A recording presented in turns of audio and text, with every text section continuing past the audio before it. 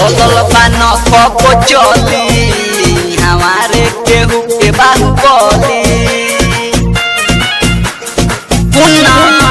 नहीं चलल बान कब चली हमारे केहू के बाहुबली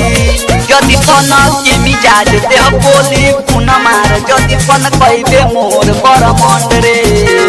सेकेंडो न लागी कद झंड रे सेकेंडो न लागी कद झंड रे सेकेंडो न लागी कद झंड रे सेकेंडो न लागी कद झंड रे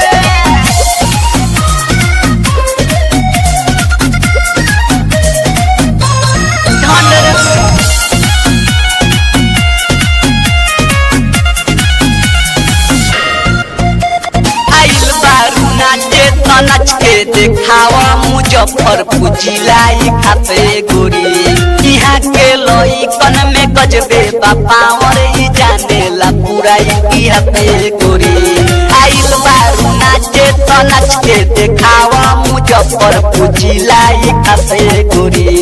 यहाँ के लइकन में गजबे बापावर ही जाने ला पूरा इतिहा पे गोरी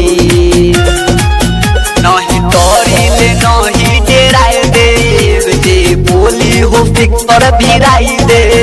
हम हई रंगदार जे बोली गोली देव मार जदि पन कहबे मोर बर मंड रे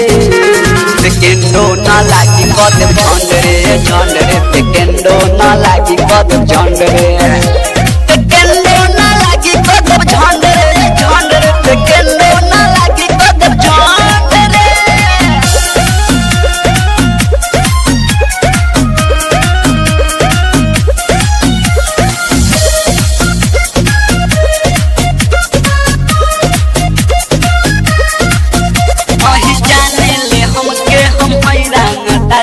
तू हमरे तारे चोली तू हमारा के जान ले तू हमारा के मान ले तबे मेरा करोगे नहीं जाने ले हमके हम हैरान तारगे तू हमरे तारे चोली तू हमारा के जान ले तू हमारा के मान ले तबे मेरा करोगे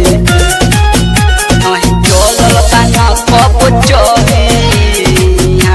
के बाहुबली जदि पन की मिजाज देह बोली न मार जदि पन कहबे मोर बड़ मंड रे सेकेंडो न लागी कद झंड रे सेकेंडो न लागी कद झंड रे